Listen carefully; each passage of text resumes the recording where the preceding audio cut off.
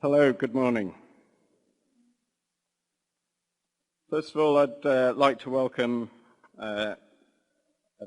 extend a very warm welcome to our new Chancellor, the Ulu Otokolau, Aliki Faipule Karisiana Kalolu, who's with us today, unexpectedly. Thank you very much, Chancellor, for coming with us.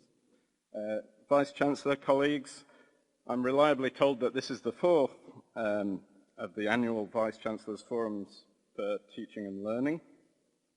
I would actually first of all like to welcome our keynote speaker, Professor Sally Kift, who I'll introduce later on. She's the Academic Deputy Vice Chancellor at James Cook University, and I'll introduce her talk later on.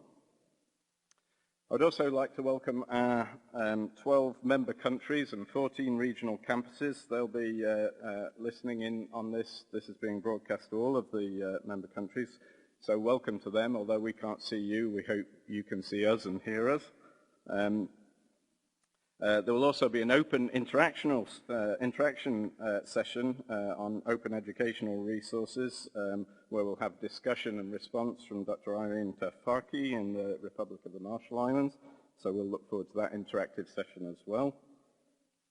And for those of you that don't know me, I'm the new Pro-Vice Chancellor for Research and International, John Bithell.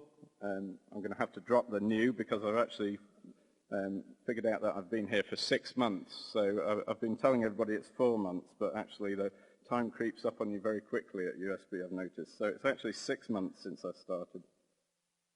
And of course, I'm Research and International, not Learning and Teaching, and our DVC, Professor Susan Kelly, unfortunately can't be with us because she's very seriously ill at the moment, and our thoughts and prayers do go out to her at this time, and her husband Drew in a very difficult time.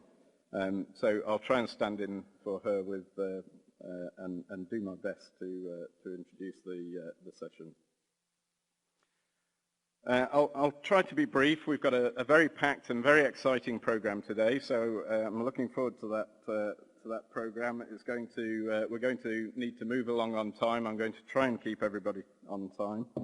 But first of all, I thought I'd just reflect a little bit on some of the words of the Pro-Chancellor, Mr. Iqbal Janif, at the graduation ceremony on Friday. And it was interesting there that he reflected that there is no textbook so far that's been written that could prepare graduates for the world of work. And that now they would have to apply their skills and knowledge that they'd learnt at USP in the world of work.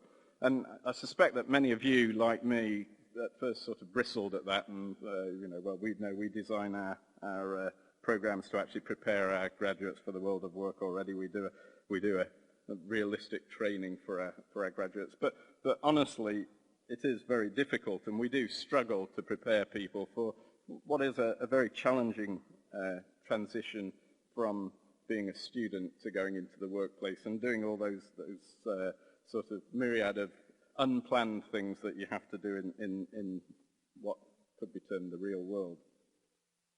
In fact, you might view, many people may view that actually teaching initiative and independence is really a bit of a hopeless task, certainly a thankless task.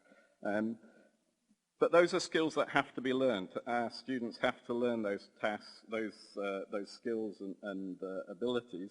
And of course, it's one of the central tenets of the STAR program, the Strategic Total Academic Review program that we're currently engaged in, is to be able to design our courses and programs to adequately prepare our students for the workplace. And it's critical to creating that environment in which students can learn these important life skills is providing a wide range and diversity of teaching and learning environments and a diversity of assessment types that allows them to sort of practice and try out, if you like, some of those life skills, and they'll sort of allow our students to really get into that diversity of environments that they might be exposed to when they go out into the world of work. In particular, later we're going to hear from some external speakers. We've got Howard Wilson from Wilson Architects, in Brisbane, who's going to talk to us on how to create environments that support that diversity of teaching and learning. And it's sometimes interesting when you think about some of the spaces that are needed to actually teach those different styles and do different things, and maybe even do Talanoas and things that are specific to the Pacific region. It's actually quite difficult sometimes to find those spaces, so I'll be particularly interested to hear about some of those design and environmental aspects.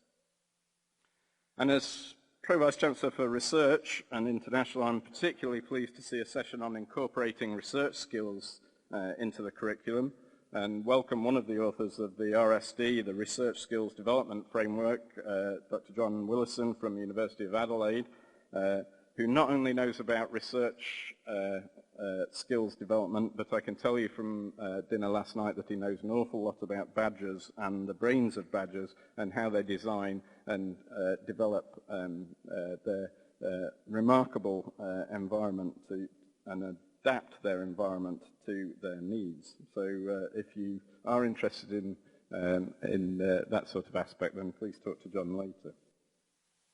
The RSD is really, the Research Skills Development Framework is really